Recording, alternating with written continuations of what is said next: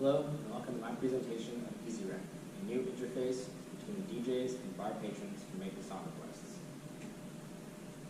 The main problem that I'm trying to solve is requiring a physical interaction between a DJ and a bar patron. If this was abstracted to another layer, we could avoid any sort of physical and verbal altercations between DJs and bar patrons in a calm manner. On one side of this system will be the first agent, or the requester. This person knows what song they want, however, they do not know what the tempo of that song is. Additionally, they don't know what the tempo of the current music is, which are both very important for mixing two songs together. All that they know is that they want their song now. On the other side would be the DJ, who, at any given moment, does know the current tempo and probably has a number of songs ready to be played after the current song. My solution is a two-piece interface, a two-part system, one for the client and one for the DJ, which allows them to exchange messages as well as other information about the music that is being played easily without having to be near each other by any means.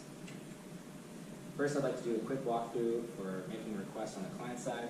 Here you can see that they've started an interaction with EasyRec, and as soon as they do that, they're given a prompt with a number of commands that they can use to get more information or to make a request.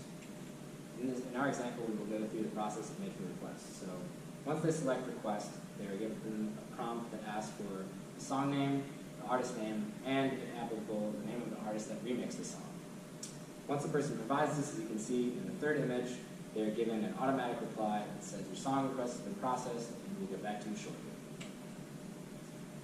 Of all the different possible commands that can be sent, the main ones that I would like to highlight on this slide is just info. It has very low cost, however it has a high utility because it allows the user to find out the name of the current song as well as the current tempo. And for someone that's a repeat user of EasyRec, this can be very helpful as they try to plan which song they want to request. On this slide, I'd like to talk about request information as well as the chat.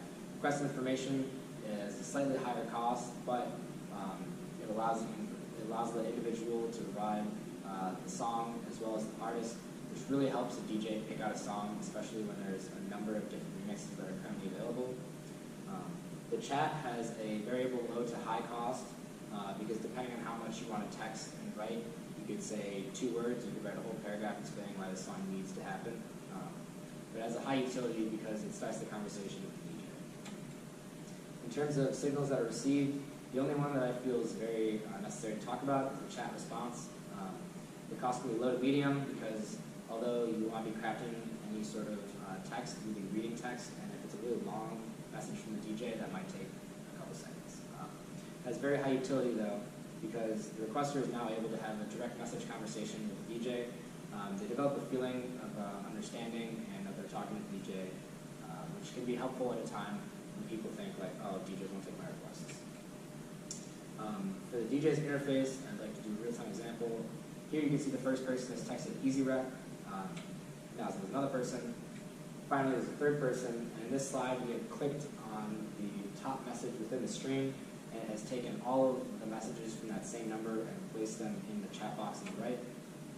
Finally, you can see that when someone asks for info, the EasyRec has replied and given them the information that they need. In terms of the signals that the DJ sends, first we have this X, which basically says that I am done with this conversation and you can remove it from my stream. It will take away all the messages with the same number. This is helpful just to do organization, and once a song request has been processed, there's no need to have that anymore. Next, we have the do not symbol, which is a ban.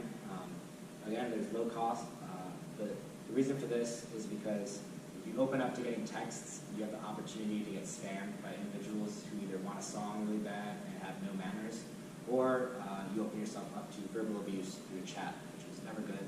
So by clicking this button, they can very easily block any incoming messages from that individual.